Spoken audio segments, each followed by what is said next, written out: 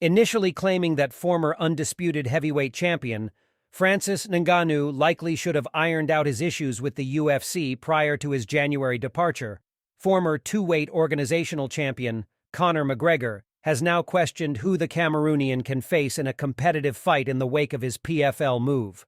Ngannou, a former undisputed heavyweight champion under the UFC banner, penned terms with the Peter Murray-led PFL earlier this week, ahead of an expected return to professional mixed martial arts competition next year, following a transition to professional boxing later this annum.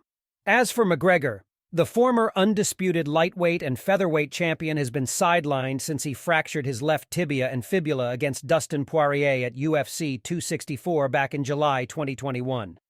Sharing his thoughts on Beatty knockout artist Ngannou's tiff with the UFC amid his January promotional exit, Conor McGregor was under the impression that the former should have stuck around and competed under the Dana White-led banner before weighing up his options.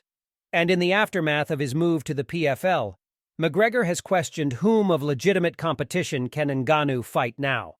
"I'm happy for Francis Ngannou, first of all," Conor McGregor told Ariel Helwani during a recent interview. "Fair play to him. He's done his thing.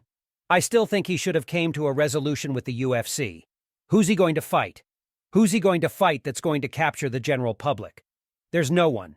There's no matchup that I can even think of, that I can even say to myself that is going to do big numbers." Sidelined from active competition himself since January of last year, Ngannou most recently headlined UFC 270 against former interim heavyweight champion Cyril Gane, successfully unifying the division titles with a unanimous decision win over the Frenchman.